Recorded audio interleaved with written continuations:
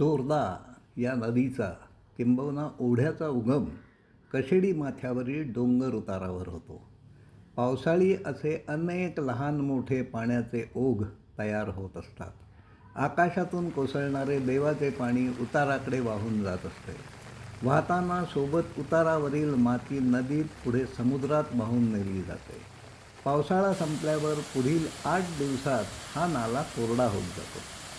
या नाल्याच्या ठिकाणी एखाद्या जागी वाहणारा झरा पाहायला मिळतो. पुढील 2 महिन्यात तोही आटतो. नदीला येऊन मिळणाऱ्या दुसऱ्या एका प्रवाहावर नातूनगर येथे धरण बांधण्यात आले आहे. धरणाचे पाणी झिरपून नदीत येत असल्याने आता चोरदा ही नदी 12ही महिने वाहत असते. जगबुडी नदीला मिळेपर्यंत या नदीची लांबी साधारणपणे 10 मैल एवढी आहे. पावसाळ्यात जेव्हा पूर येतात त्या काळात वर्षातील साधारणपणे 10 ते 12 दिवस ही नदी ओसंडून काही वेळा पात्र सोडूनही वाहत असते. नदीपात्रातील तांबड्या रंगाचे दिसणारे पाणी सोबत बरीच माती वाहून नेत असते. या आधीच्या सादरीकरणात 80x5x28 हे 1 फूट लांबीच्या प्रवाहातून किती पाणी वाहत असते वाहून जाते या संबंधित सूत्र दिले आहे. या सूत्राप्रमाणे 1 फूट एवढ्या लांबीच्या प्रवाहातून 11,200 लिटर एवढे पाणी साचत असते वाहत असते. या सूत्राप्रमाणे 1 फूट एवढ्या लांबीच्या प्रवाहात 535 ग्रॅम एवढ्या वजनाची भूपृष्ठावरील माती वाहून नेली जाते. नदीची लांबी 10 मैल आहे.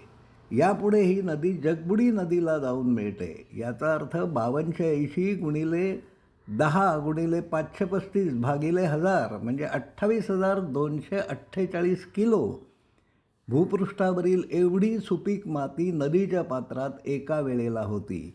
हे गणित एका सेकंदाचे आहे. या मापनात चूक असू शकते, पण किती माती वाहून जात असावी हे समजून घेण्यासाठी एका मर्यादेपर्यंत या सूत्राचा वापर निश्चित होऊ शकतो. बिनभिंतीच्या शाळेच्या कामातूनच समूहमनाची कल्पना आकाराला येत गेली आहे.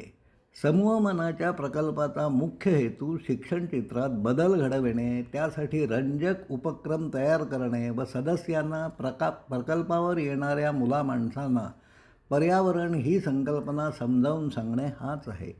हे काम कसे चालत असेल याचा अंदाज नदीपात्रातून वाहणाऱ्या मातीच्या या उदाहरणावरून आला असेल. विविध विषयांवरील असे रंजक उपक्रम प्रकल्पात आखण्यात येतात. यामधून मुलांचे कुतूहल जागे करता येते, जिवंत ठेवता येते. यामधून त्यांना पर्यावरणीय समस्यांची ओळख करून देणे शक्य होते.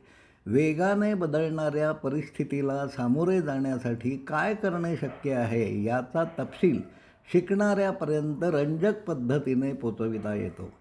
माती बनण्याची, वाहून जाण्याची प्रक्रिया शहरातील लहान मोठ्या इमारतीतून राहणाऱ्या मुलांना कळायला हवी. या संदर्भात ही मुले कोणते प्रयोग करू शकतील याबाबतचे काही प्रयोग पुढील भागात पाहू. धन्यवाद.